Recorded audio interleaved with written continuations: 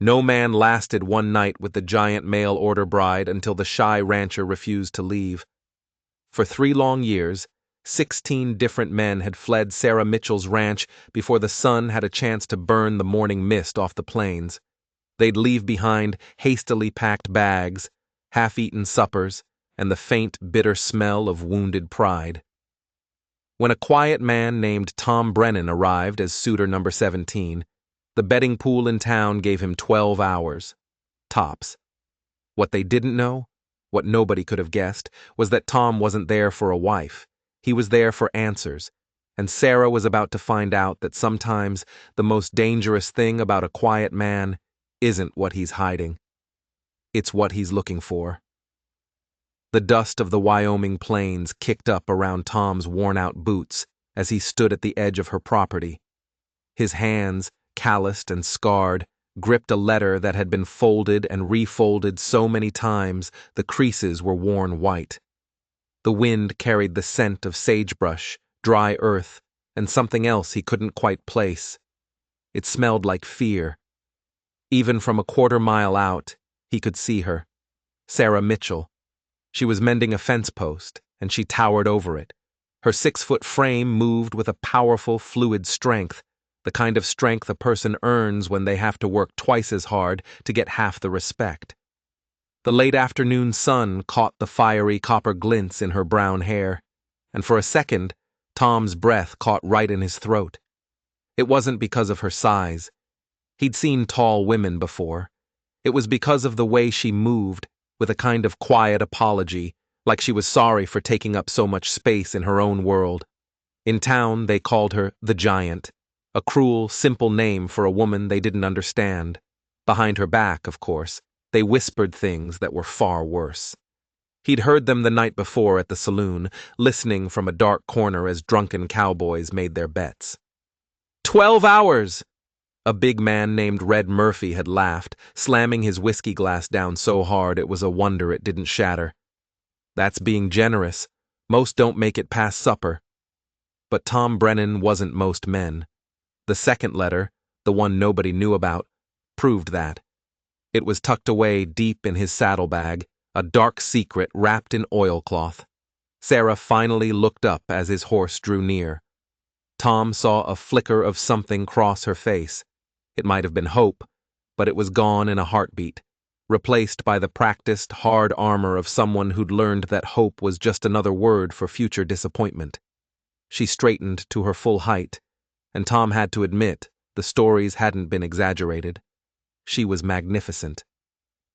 "You must be Tom Brennan," she said. Her voice carried across the space between them, like warm honey poured over gravel.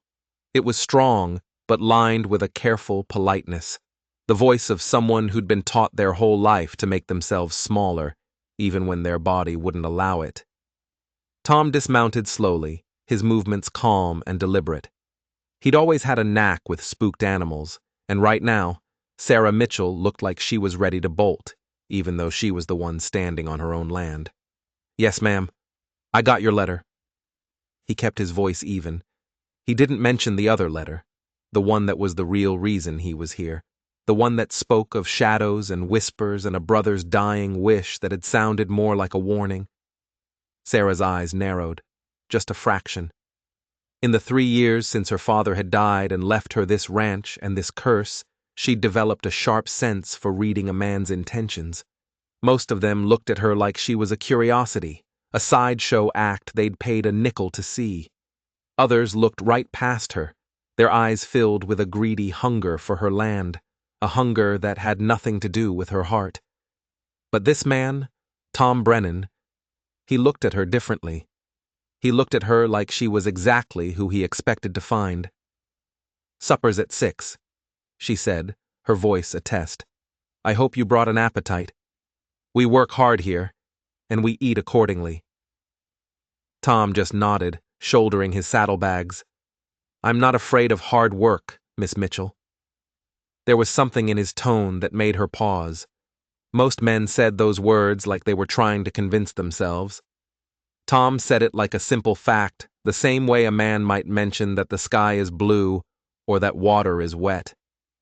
As they walked the short distance to the main house, Sarah stole glances at this quiet, compact stranger. He wasn't a tall man. The top of his head barely reached her shoulder. But there was a solidness to him, something unmovable, like bedrock. His clothes were worn from work, not from fashion, and they were clean. His boots were scuffed and practical. And his hands.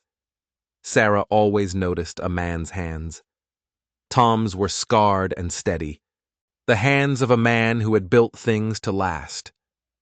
"You know they're betting on you in town," she said, unable to keep the sharp edge of bitterness out of her voice. She wanted to see if she could crack his calm. Tom stopped walking. His gaze was direct, unwavering. "What kind of betting?"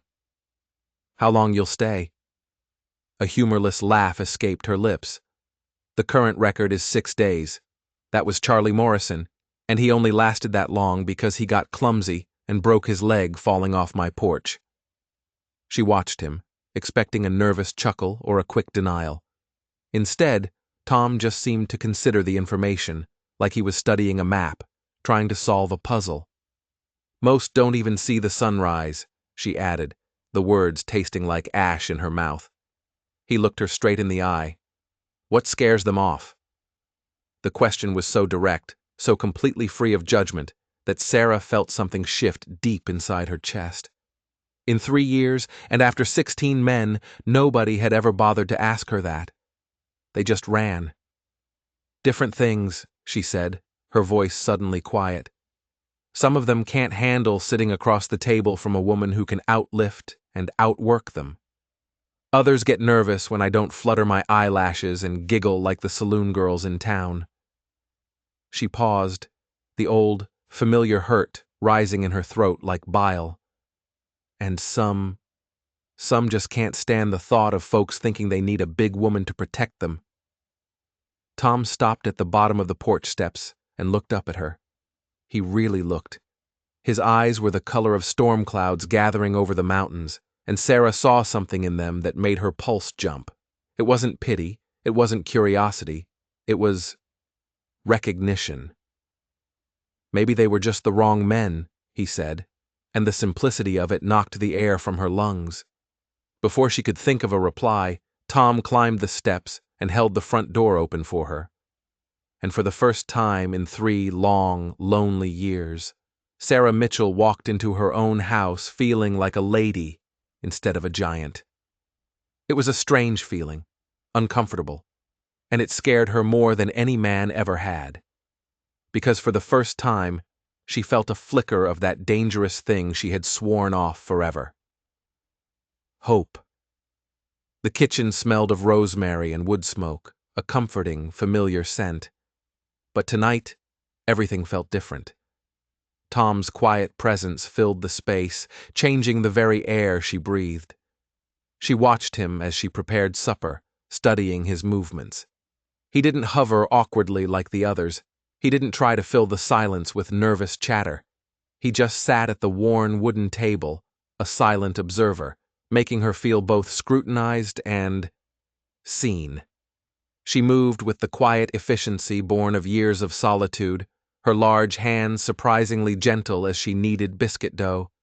Her work had a rhythm, the lonely rhythm of someone who cooked for one, but always secretly hoped for 2. "Most men expect me to serve them," she said, her back still to him. "Like they're kings who've done me the great favor of showing up. You just going to sit there, or are you going to make yourself useful?" It was another test. A small, petty one, but she couldn't help it. She needed to find the flaw in him, the reason he would eventually leave. Without a word, Tom stood up and rolled up his sleeves. "What needs doing?" Sarah froze for a second, a flicker of genuine surprise crossing her features. She gestured with her head toward a sack of potatoes in the corner. "Those need peeling. Knife's in the drawer." They worked in a comfortable, easy silence. The only sounds were the scrape of Tom's knife against potato skin and the gentle simmer of the stew on the stove. Sarah found herself stealing glances at him. His hands moved with a practiced, confident ease.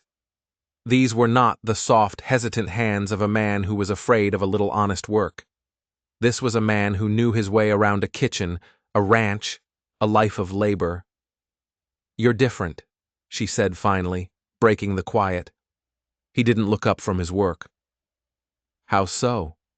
"The others.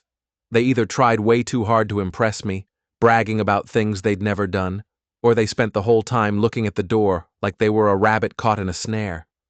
She turned to face him then, a dusting of flour on her apron and her cheek. You look like you actually want to be here." Tom set down his knife and the half-peeled potato. He met her gaze, and his gray eyes were so steady, so clear, it was like looking into a deep, calm pool of water. "I do want to be here." There it was again, that simple, unadorned truth. No false bravado, no nervous energy. It made her breath catch. Why? The question slipped out before she could stop it, more vulnerable than she'd intended. Tom was quiet for a long moment. His fingers traced the scarred grain of the old wooden table. "I had a brother," he began, his voice low. "His name was James." The name hit her like a physical blow. James, the quiet, haunted young man who'd worked for her for a few months 2 winters ago. "He used to write me letters," Tom continued, "about this place, about the woman who ran the biggest spread in 3 counties all by herself." Sarah's hand stilled on the biscuit dough. "He used to write, past tense. He died last spring. Fever took him." Tom's voice was heavy with a grief that was carefully, tightly controlled. "But before he passed, he made me promise him something." The air in the kitchen grew thick and heavy. Sarah could hear the frantic pounding of her own heartbeat in the sudden, deafening silence. "He made me promise I'd come check on the lady who'd been so kind to him when he was down on his luck. He said you gave him work when nobody else would, treated him like family when his own had all but given up on him." Tom finally looked up, and Sarah was shocked to see the glint of unshed tears in those stormy gray eyes. "He said you were the finest woman in the whole Wyoming territory, and if anything ever happened to him, I should make sure you weren't alone." Her world tilted on its axis. She remembered James Brennan, a ghost of a boy, showing up at her door half-starved and hollow-eyed, looking for any kind of work. She'd fed him, given him a bunk in the old bunkhouse, and watched him slowly, cautiously, come back to life under the healing influence of steady work and regular meals. James never mentioned a brother," she whispered, her mind reeling. "James never mentioned a lot of things. He was proud that way," Tom said, a sad, warm smile touching his lips. "But he wrote to me, every single week. He told me everything, about your kindness, your strength, how you worked harder than any man he'd ever met." Tom paused, and his next words were a dagger to her heart. "And how lonely you were." The word struck her with the force of a slap. She quickly turned away, grabbing a dish rag, pretending to be busy at the stove, but Tom saw her shoulders shake. "He wasn't supposed to see that," she managed to choke out. "Maybe not," Tom said, his voice soft.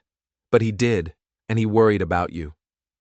Tom stood up slowly, giving her space, but staying close enough that she could feel the warmth of his presence behind her. "When he got real sick, he made me swear on his deathbed. He made me swear I'd come make sure you were all right. He said you deserved someone who'd see what he saw." Sarah wiped at her eyes with the back of her flour-dusted hand, leaving a white streak on her cheek. She turned, her defenses crumbling. "And what was that? What did he see?" "A woman who never gave up," Tom said, his voice ringing with conviction. "A woman who took a failing ranch that was drowning in debt and turned it into something magnificent through sheer grit and determination. A woman who took in strays, human and animal, and treated them like they were her own." His voice grew softer, more intimate. "A woman worth staying for." The biscuits were burning. She could smell the acrid smoke, but neither of them moved. The world had shrunk to the space between them in this warm, smoky kitchen. Sarah turned slowly, taking him in. This man who had come to her under what felt like false pretenses, but for the most honest, heartbreaking of reasons. "So you're not here for the same reason as the others," she stated, the words not quite a question. "No, ma'am." Tom took a careful step closer, closing the distance between them. "I'm not here for your land, or your money, or because I answered some Lonely Hearts advertisement in a newspaper." He was so close now she could see the flecks of silver in his gray eyes. "I'm here because my brother saw something in you that he thought I needed to see too." "And what's that?" she whispered, her heart hammering against her ribs. Tom reached up, his calloused hand surprisingly gentle as he brushed the streak of flour from her cheek. His touch was warm and steady, and Sarah had to fight the overwhelming urge to lean into it. "That sometimes," he said, his voice barely a murmur, "the most precious things come in packages that scare off folks who don't know any better." His hand lingered on her face, his thumb stroking her cheekbone, and for the first time in her adult life, she felt cherished. "The biscuits are definitely burning," she whispered, her voice trembling. "Let 'em burn," Tom replied, his eyes holding hers. But a lifetime of practicality won out. Sarah pulled away, her movements jerky, and rescued the blackened biscuits from the oven, her hands shaking so much she nearly dropped the pan. When she turned back, Tom was watching her with an expression that made her pulse race and her mind spin. "Why didn't you just tell me the truth from the start?" she asked, needing to understand. Tom's smile was wry, almost sad. "Would you have let me stay if I had? A man showing up out of some deathbed obligation, carrying messages from the dead? It sounds a whole lot like Pity dressed up in a Sunday suit." Sarah considered it. He was right. She would have sent him packing before he'd even unsaddled his horse. "I don't know," she admitted honestly. "Figured as much. You've got your pride, Sarah Mitchell. James told me that too." Tom picked up his knife and went back to the potatoes, as if the world hadn't just shifted beneath their feet. "But I need you to know something. I'm not here out of pity, and I'm not just here out of duty." He paused, his hands stilling their work. I think I'm here because James saw a connection between his wandering, lonely brother and his strong, lonely friend. A connection that neither of us could ever see for ourselves." He looked at her then, and a jolt went through her, because this wasn't about pity. It was about something far more complicated, and far more dangerous. "What do you mean?" she asked, her voice barely audible. Tom's eyes were locked on hers, intense and serious. He saw two people who'd given up on ever finding what they needed most, and he hoped, that maybe we just might find it in each other. But as he spoke, Tom's eyes darted for just a second towards the dark window, towards the vast, empty prairie outside. A flicker of something that wasn't about loneliness or hope. It was something else entirely. It was concern. And in that split second, Sarah knew. He was still hiding something. The story about his brother was true, she felt it in her bones. But it wasn't the whole story, not by a long shot. The evening stretched on long after the burned biscuits were thrown out to the chickens and the stew had been eaten. For the first time in 3 years, Sarah found herself talking. Really, truly talking. Tom sat across from her at the kitchen table, his hands wrapped around a mug of coffee that had long since gone cold, and he just listened. He listened to her stories about her father, about the backbreaking work of saving the ranch, about all the secret dreams she had buried under years of dirt, sweat, and bitter disappointment. "Papa always said I was born too big for this world," Sarah confessed, her fingers tracing the deep grooves in the wood grain of the table. "But he meant it as a kindness. He said God made me strong because he knew what I'd have to carry." Tom leaned forward, his gray eyes intent, missing nothing. What did you have to carry? Sarah gestured vaguely at the kitchen, the house, the world outside the windows. But she knew he understood she meant more than just the physical ranch. This place, she said, her voice dropping to a near whisper. His legacy, the crushing responsibility of proving that a woman could run a spread like this all on her own. Her voice grew quieter still. And the loneliness, the awful, bone-deep loneliness of being the only one who believed it was even possible. Outside, the Wyoming wind began to howl, rattling the window panes, a stark reminder of just how isolated they were out here. Most men had found this isolation suffocating, another reason to run. But Tom seemed to settle deeper into his chair, as if the wind was a lullaby, as if he was exactly where he was meant to be. James wrote that you saved this place from bankruptcy, Tom said quietly. A brittle laugh escaped Sarah's lips. Barely. When Papa died, we owed more money than this entire spread was worth. Every bank from here to Cheyenne was lining up to foreclose. They all figured a woman couldn't possibly manage a cattle operation. But you proved them wrong.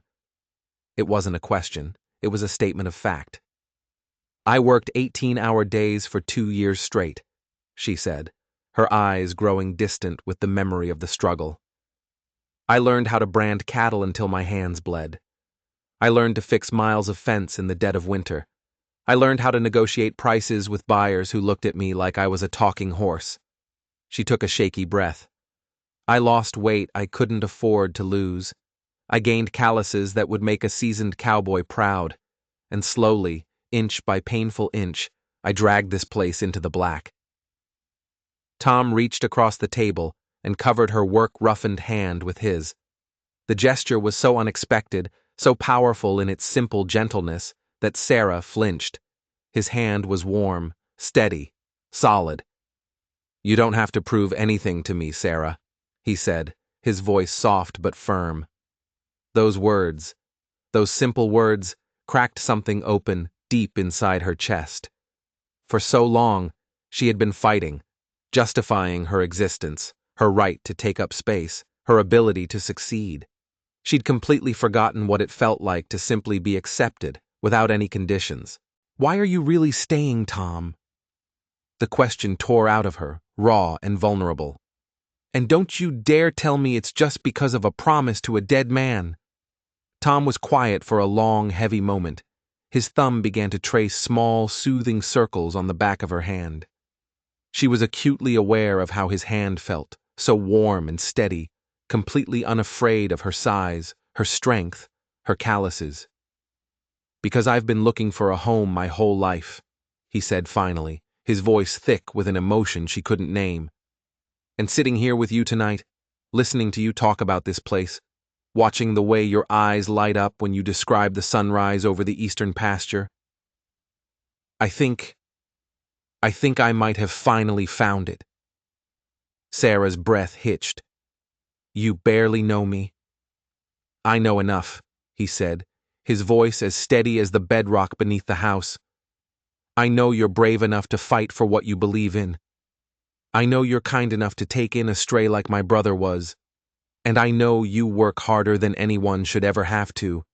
And you do it without a word of complaint, because you understand what really matters. And what really matters? She whispered. Building something that lasts, he answered without hesitation, creating a place where people can feel like they belong. His eyes never left hers, and she felt pinned by the intensity of his gaze. I've been drifting for 10 years, Sarah, from ranch to ranch, job to job, never staying anywhere long enough to put down roots. But I'm tired. I'm so tired of drifting. I want to belong somewhere, to someone. The kitchen fell silent again, the only sounds the tick-tock of the mantel clock and the lonely whisper of the wind through the eaves. Sarah studied his face, searching for the lie, the catch, the inevitable moment when he would reveal this was all some elaborate, cruel trick. But all she found in his storm-gray eyes was a raw, aching honesty and something that looked dangerously like hope. Most men can't handle the idea of belonging to a woman like me, she whispered, the words a bitter truth she had long ago accepted. Tom stood up slowly and moved around the table until he was standing right beside her chair. Even sitting, she was almost at eye level with him, and he didn't seem bothered by it in the slightest. In fact, he seemed to prefer it.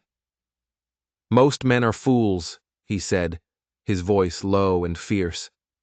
He reached up and cupped her face in his hands, his thumbs gently stroking her jawline. They're so damn worried about what other people think that they miss what's standing right in front of them. And what's in front of you, Tom? Her voice was shaking.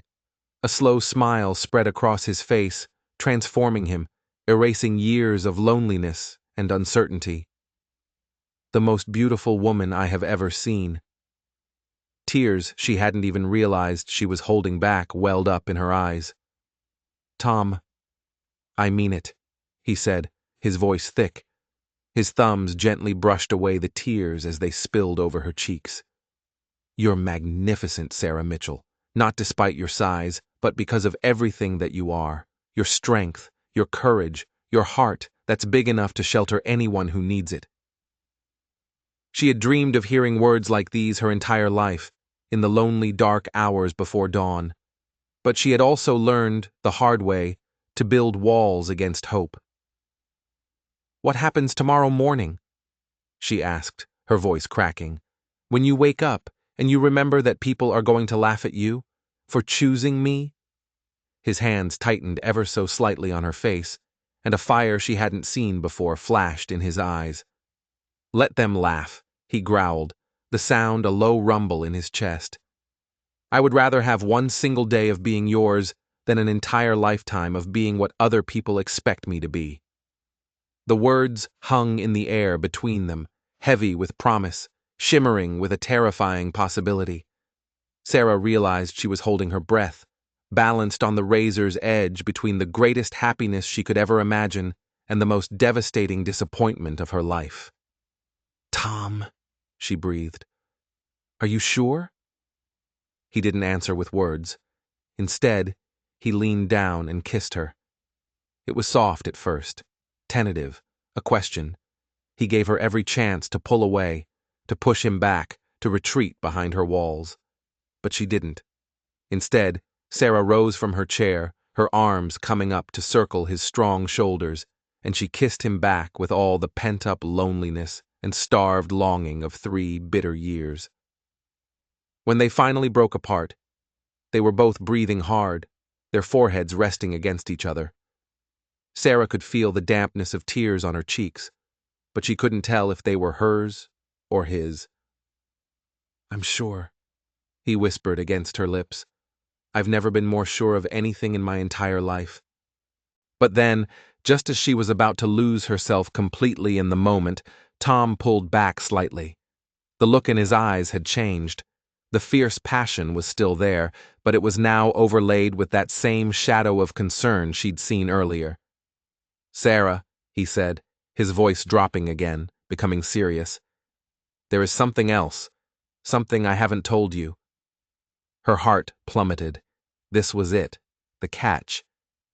James, he said, his eyes searching hers. He wrote me one last letter, the one he sent right before he got sick. It wasn't like the others. What do you mean? She asked, a cold dread seeping into her veins.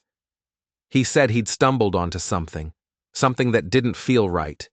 He said people weren't who they seemed to be out here. He mentioned that the men who came to see you, the ones who ran off, he didn't think they were just scared.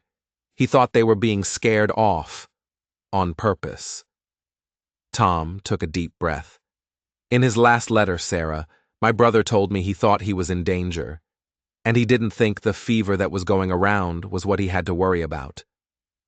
Dawn broke cold and clear over the Mitchell ranch, painting the winter sky in fragile shades of rose and gold. For a few moments, the harsh, unforgiving Wyoming landscape looked almost gentle. Sarah woke in her own bed, alone, as she always was. But something was different. A deep, unsettling feeling coiled in her stomach. Tom's words from the night before echoed in her mind. He thought they were being scared off. On purpose. The house smelled of coffee and bacon, and she could hear the distinct sound of movement in the kitchen downstairs. Panic, cold and sharp, gripped her chest. It was a familiar feeling. In her experience, morning sounds from a man in her house meant only one thing. He was packing his bags, preparing his excuses, getting ready to vanish like all the others. The story about his brother had just been a new, more clever way to get through one night. She dressed quickly, her hands shaking so badly she could barely braid her hair. She was steeling herself for another goodbye, another empty chair at her table. But when she reached the bottom of the stairs and peered into the kitchen, the sight that greeted her stopped her dead. Tom was standing at the stove, fully dressed, but he wasn't packing. He was cooking. He'd made a real breakfast, not the hurried, guilty meal of a man planning his escape. Steam rose from the coffee pot, plates were set on the table for two, and he was humming a tune she didn't recognize. "Morning," he said, looking up with a smile that was so genuine it made her knees feel weak. "Hope you don't mind. I'm used to early starts." Sarah just stood there in the doorway, afraid to move, afraid to breathe, afraid to believe what she was seeing. "You're still here." The words came out flat, hollow with disbelief. Something in her voice, in the way she held herself like she was bracing for a blow, made Tom set down the spatula and turn to face her fully. "Where else would I be?" "Gone," she said, the single word a bitter summary of her last 3 years. "They always leave in the morning. Usually before I wake up. It's easier that way. No explanations needed." Tom crossed the kitchen in 3 long strides and took both of her hands in his. They felt small and cold in his warm, strong grip. "Sarah, look at me." She reluctantly met his gaze, and he could see years of quiet heartbreak and abandonment reflected there. Every man who had promised to stay and hadn't. Every fragile hope that had turned to ash by sunrise. Every morning she had woken up to a deeper, more profound loneliness than the day before. "I am not them," he said, his voice low and firm. "I told you last night I was here to stay, and I meant every word. But in the daylight," she whispered, her voice cracking, "when you've had time to think, when you remember what people will say." Tom reached up and cupped her face in his hands, the same gesture that had so completely undone her the night before. "In the daylight," he said, "when I've had time to think, I am even more certain. Sarah, you are everything I've been looking for. Why in God's name would I ever walk away from that?" He paused, his expression growing serious again. "And besides, we have work to do. We need to figure out what James was talking about." Before Sarah could process any of it, a new sound cut through the crisp morning air. The thundering of approaching horses, multiple riders, moving fast and hard. Tom's entire demeanor shifted in an instant. His body went tense, his eyes narrowed, and he moved instinctively to stand slightly in front of her. It was the posture of a man who had seen his share of trouble and knew how to meet it head on. "You expecting company?" Sarah moved to the window, her heart sinking into her stomach. Her face went pale. "It's Charlie Morrison," she said, her voice tight with dread. "And his boys, the ones from the betting pool." Tom joined her at the window and quickly counted 5 men dismounting in her front yard, their movements arrogant and loud. Charlie Morrison was a big, brutish man with small, cruel eyes and a mouth that was perpetually twisted in a sneer. He was the kind of man who found his entertainment in the misery of others. The men with him looked like they'd been drinking all night and were spoiling for a fight. "They're here to see if you ran," Sarah said quietly. "They're here to collect their winnings." "Well," Tom said, his voice a low growl, "they're about to be sorely disappointed." He started for the door, but Sarah grabbed his arm, her fingers digging into his bicep. "Tom, don't. Please. Charlie's got a mean streak a mile wide. and he hates losing money more than anything. If he sees you're still here, if he sees I'm still here, Tom finished for her, his voice calm but laced with steel. Then maybe he'll finally understand that some things and some people aren't for betting on. He covered her hand with his touch steady and reassuring. Trust me, Sarah. I've dealt with men like Charlie Morrison my whole life. They stepped out onto the porch together, Tom positioned just a half step in front of Sarah. It was a subtle gesture, but it spoke volumes. It was protective without being possessive. It said, "We are together in this." Charlie Morrison's smug grin faltered when he saw them. He'd clearly been expecting to find a triumphant, lonely Sarah, with Tom long since vanished over the horizon. "Well, I'll be damned," Charlie called out, his voice thick with a false heartiness that couldn't quite cover his surprise and irritation. "Looks like our boy Tom actually lasted the whole night." "Told you he might have some grit," Red Murphy added, but his voice lacked any real conviction. None of them had expected this. Tom said nothing. He just stood there, steady and calm as a mountain, his quiet presence a louder statement than any words could be. Sarah felt something unfamiliar shift inside her chest. The sensation of having someone stand with her, not behind her, not ahead of her, but right by her side, facing the world as a united front. "Of course, lasting one night ain't the same as staying," Charlie continued, swaggering towards the porch. "A lot of men can pretend for a few hours. The real question is, how long before you come to your senses, Brennan, and ride on out of here?" "I already have come to my senses," Tom replied, his voice dangerously quiet. "That's why I'm staying." The words hit Charlie like a physical slap. A dark red flush crept up his thick neck, and Sarah saw his big hands clench into fists at his sides. "You saying there's something wrong with my thinking?" "I'm saying—" Tom's voice remained calm, but there was an edge of cold steel to it now. "There's something wrong with any man who makes bets on another person's loneliness." He took a small step forward. "And there's something even worse about a man who can't stand to see that loneliness end." But this was more than just a defense of her honor. Sarah realized with a jolt that Tom was testing him.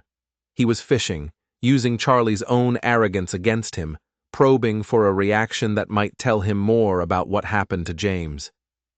Charlie took another step closer, puffing out his chest, using his bulk to try and intimidate. But Tom didn't back down. He didn't even blink. And in that moment, Sarah saw the truth of him. This quiet, unassuming man carried a kind of strength that didn't need to shout or boast. It was the quiet, unyielding strength of a river that can wear down mountains over time.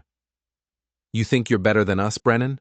Charlie snarled, spitting on the ground near Tom's boots. "I think I'm luckier than you," Tom replied, his voice smooth as silk. "I get to see what you're all too blind to notice." As he said it, he flicked his eyes over to Charlie's men, a silent challenge. One of them, a younger man, shifted uncomfortably and wouldn't meet his gaze. "And what's that?" Charlie demanded. Tom turned his head slightly, his eyes finding Sarah's, and the love and admiration in his gaze was so clear, so powerful and unashamed, that it stole her breath away. "That I am looking at the most remarkable woman in this entire territory." And instead of betting against her happiness, he turned his head back to face a stunned Charlie. "I'm planning to spend the rest of my life adding to it." Then came the hook. "And I'm also planning on finding out what really happened to the last man who got too close to figuring out your nasty little games, Charlie." Tom's voice dropped to a deadly whisper. "My brother, James." The silence that followed was deafening, broken only by the whistling of the wind. Charlie Morrison's face cycled through a series of emotions: shock, then anger, and then, for a split second, something Sarah had never seen on his face before. It was pure, undiluted fear. His companions shifted, their morning's cruel entertainment having suddenly curdled into something dangerous and terrifying. The name James had changed everything. Charlie recovered quickly, but the mask of bravado didn't quite fit anymore. "I don't know what you're talking about," he blustered. "Your brother died of a fever, just like a dozen other folks that winter. Tragic, but that's life out here." "Is it?" Tom asked softly. "Because James wrote to me. He said he was looking into why so many good men who came to call on Miss Mitchell ended up leaving town in the middle of the night, sometimes without even their own belongings. He said someone was running them off." Tom took another deliberate step forward, closing the space between them. "Funny thing, Charlie. All 16 of those men had to pass by your spread on their way out of the valley, and my brother seemed to think that wasn't a coincidence." Charlie's eyes darted around, looking at his men for support, but they were starting to look like they wanted to be anywhere else. The younger man who'd looked away earlier was now pale as a ghost. Sarah stepped forward then, her hand finding Tom's, their fingers lacing together in a grip of iron. When she spoke, her voice was filled with 3 years of anger finally finding its strength. "You heard him, Charlie. The betting's over, and you lost." She looked him dead in the eye. "Now get off my land, before I have the sheriff ride out and ask you why you seem so nervous about a simple fever." The mention of the sheriff, combined with the raw, quiet menace radiating from Tom, was enough. Charlie sputtered for a moment, his face a mask of impotent rage.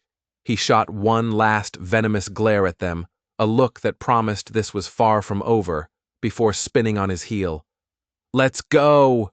he snarled at his men. They mounted their horses and rode away in a sullen, angry silence, their betting pool dissolved, their power play shattered. The dust settled around Tom and Sarah as they stood together on the porch, hands still tightly clasped, watching the last of the doubters, and a possible murderer, disappear over the ridge. The morning sun climbed higher, and the golden light made everything seem possible.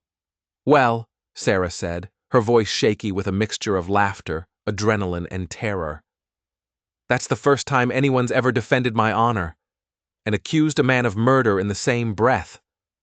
Tom turned to her, his gray eyes deadly serious. "Get used to it," he said, though a small smile played at the corners of his lips.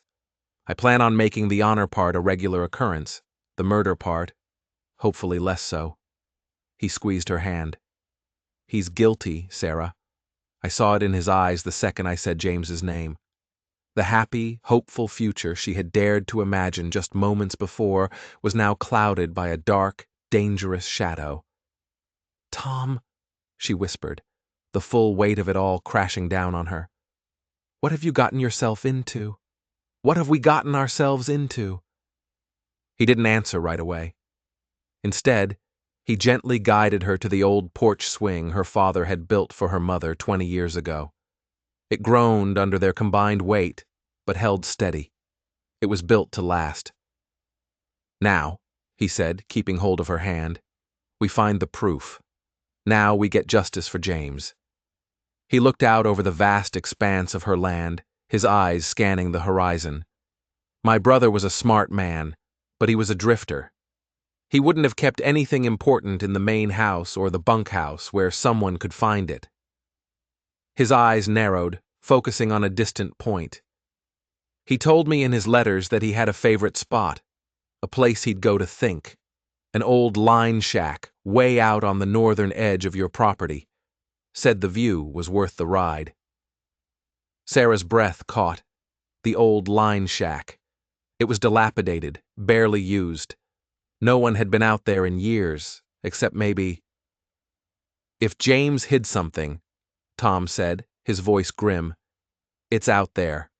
And whatever it is, I'm willing to bet it's the reason Charlie Morrison was so desperate to make sure you ended up alone and willing to sell this ranch for pennies on the dollar."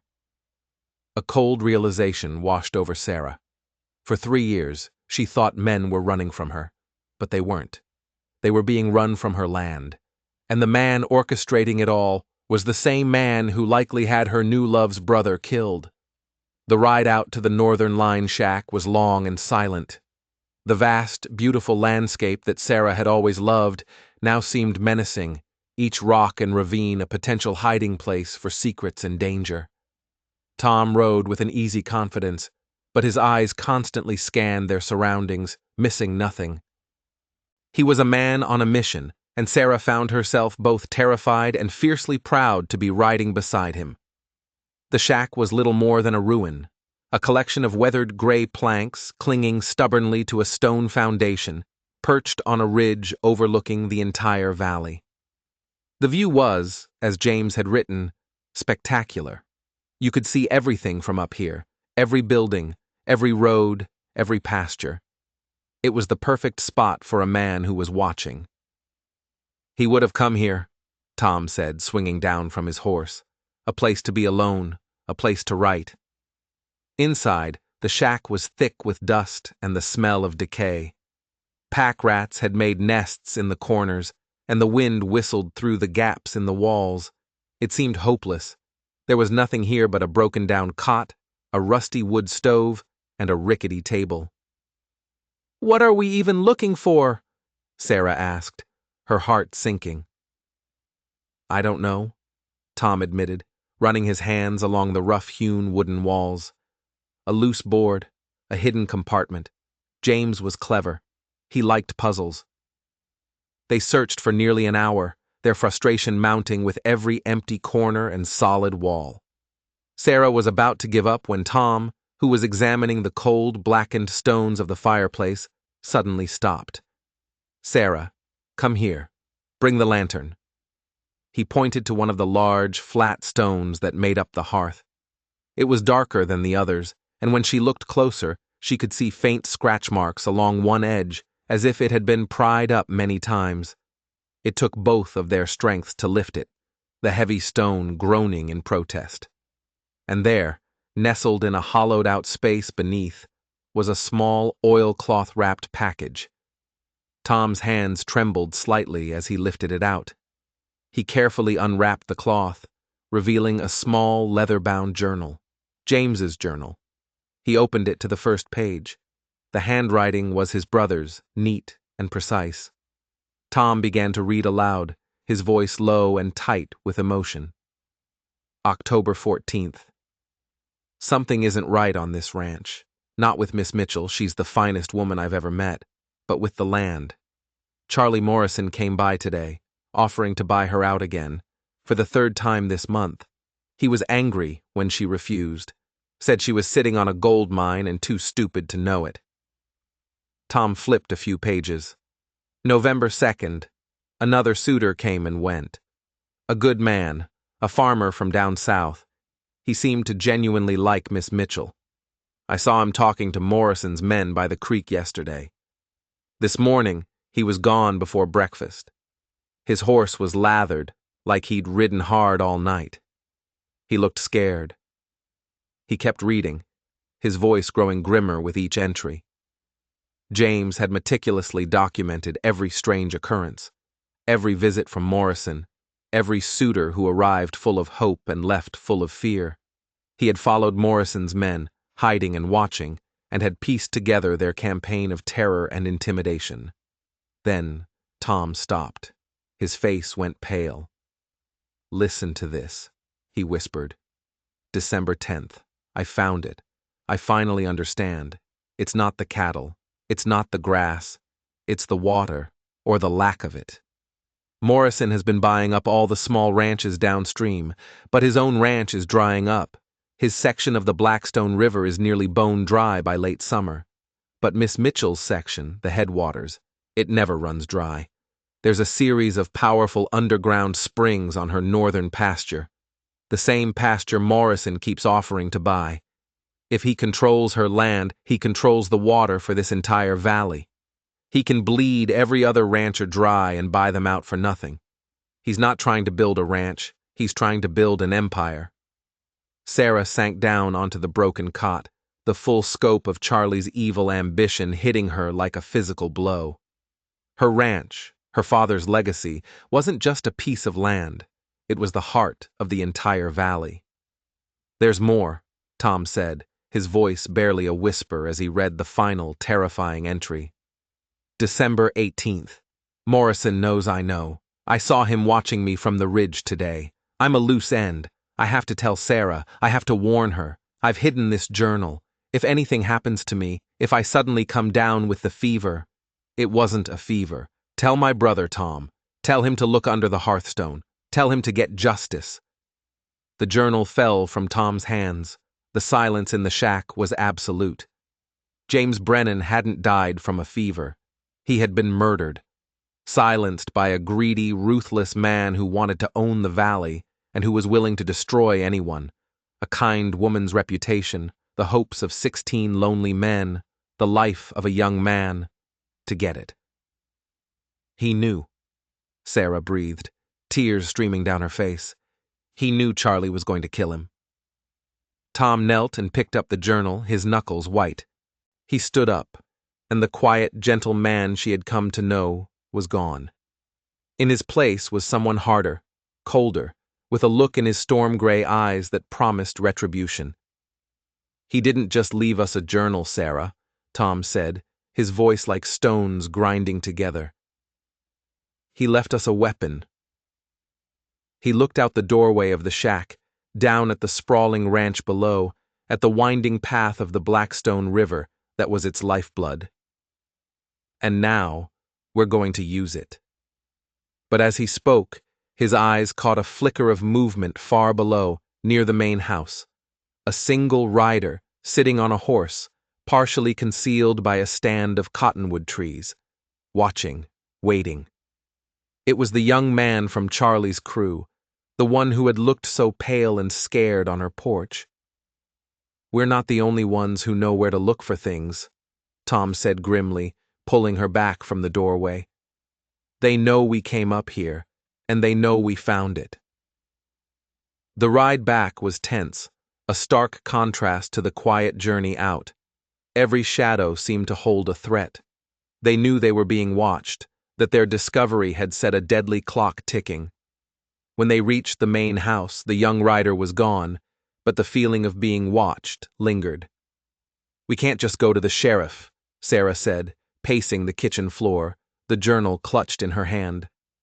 Morrison owns him. He owns half the town.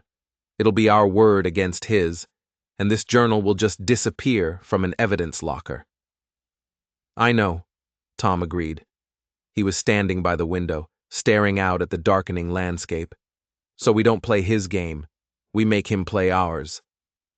He turned to face her, a plan already forming in his eyes. He wants the land because he wants the water. He thinks you're just a woman, alone and easily intimidated. He thinks I'm just another suitor he can run off. What are you saying? We give him what he wants, or at least we make him think he's getting it. Tom's gaze was sharp, intense. Tomorrow morning, I'm going to ride into town. I'm going to go straight to the saloon, and I'm going to make a scene. I'm going to tell everyone that I'm just like all the others, that staying on this ranch with a giantess is too much for any man to bear. I'm leaving. Sarah's heart clenched, even knowing it was an act. And me? You're going to play the part of the heartbroken, defeated woman. When I'm gone, Morrison will make his move. He'll come here, expecting you to be broken, ready to sell for whatever scrap he's willing to offer. He'll be arrogant, overconfident. He'll think he's finally won. And while he's here, gloating, she asked, starting to see the shape of his dangerous plan. While he's here, Tom said, a grim smile touching his lips, I won't be riding out of the valley. I'll be circling back, and I won't be alone.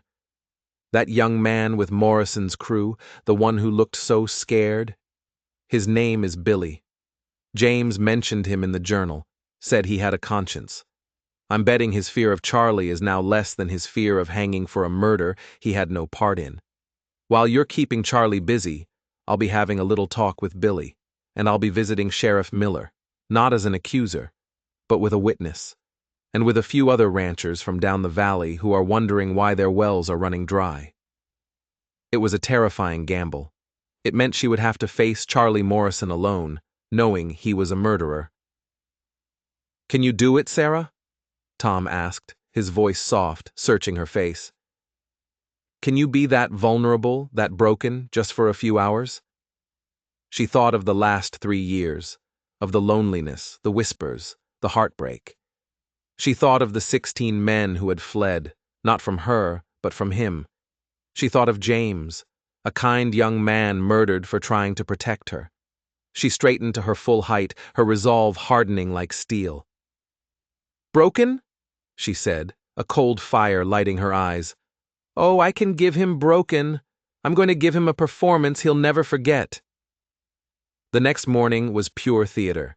Tom stormed out of the house, shouting cruel words he didn't mean, words about her size, her manner, words designed to be overheard by anyone who might be watching. He threw his saddlebags over his horse and rode off without a backward glance, kicking up dust as he went. Sarah watched him go from the porch, allowing the real tears of fear and anxiety to stream down her face, playing her part to perfection.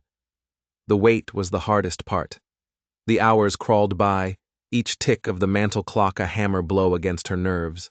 Finally, just as the sun reached its zenith, she saw him coming. Charlie Morrison, riding alone, a smug, triumphant smirk on his face. He dismounted and swaggered onto her porch as if he already owned it. "Well, well," he said, his voice oozing false sympathy. "Looks like number 17 finally came to his senses. I told you, Sarah. No man's gonna stick around here. It's an unnatural situation." Sarah kept her head down, shoulders slumped, letting him believe he had shattered her spirit. "What do you want, Charlie?" she mumbled. "I'm here to renew my offer," he said smoothly, stepping into her kitchen. "Out of the goodness of my heart. This place is too much for you. It's a curse. I'll take it off your hands. Give you enough to start a new life somewhere else. A small place, in town maybe." "You just want my water," she said, lifting her head, letting him see the defeat in her eyes. His smirk widened. He was so close to victory he could taste it. A smart man looks to the future, and the future is water. He leaned against her kitchen table, crossing his arms. "So what'll it be, Sarah? My generous offer? Or a lifetime of loneliness, watching man after man ride away from you?" She started, pretending to crumble. And that's when the front door burst open. Tom stood there, flanked by the pale-faced Billy, Sheriff Miller, and 2 other grim-faced ranchers. Charlie Morrison spun around, his face a mask of pure shock and fury. "Brennan! What is this?" "This," Tom said, stepping forward, James's journal held up for all to see, "is justice. Billy here has decided to tell the sheriff everything. About how you paid him and the others to threaten every suitor who came to see Miss Mitchell. About how you bragged to them that you'd taken care of that nosy farmhand James Brennan." "He's lying," Charlie roared, his eyes wild. "Am I?" The younger rancher spoke up, his voice shaking but clear. "Then why don't you explain to me why the Blackstone is nothing but a mud puddle on my land, while up here it's flowing strong?" The sheriff, no longer under Morrison's thumb now that he was faced with multiple witnesses and a murder accusation, stepped forward, his hand on his revolver. "Charlie Morrison, you're under arrest for the murder of James Brennan." For a moment, pure, cornered animal desperation took over. Charlie lunged, not for the door, but for Sarah. He grabbed her, pulling her in front of him as a shield, a knife appearing in his hand as if from nowhere, its blade pressed against her throat. "Nobody moves!" he screamed, "or the giantess gets it!" But he had made a fatal miscalculation. He thought he was holding a broken, defeated woman. He was wrong. Sarah did not scream. She did not cry.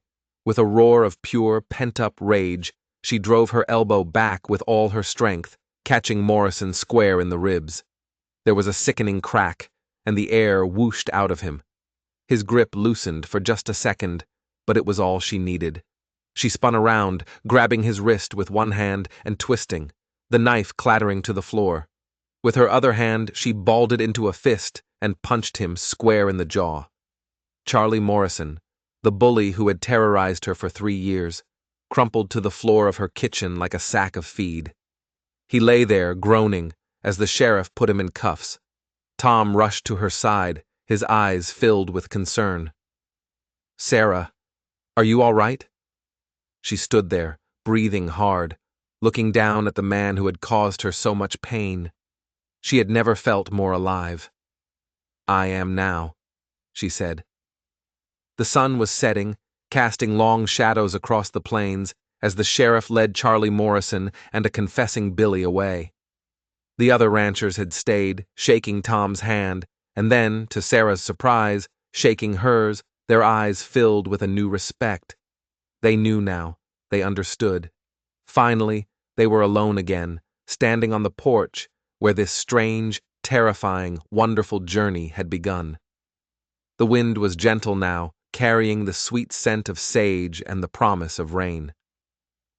"I guess the betting pool is officially closed," Sarah said, a real, genuine laugh bubbling up from her chest. Tom turned to her, and the love in his eyes was so powerful it made her feel like the most precious, delicate thing in the world. He took her hands in his. "Sarah Mitchell," he said, his voice thick with emotion. "I came here to find justice for my brother, but I found something I wasn't even brave enough to look for anymore. I found my home."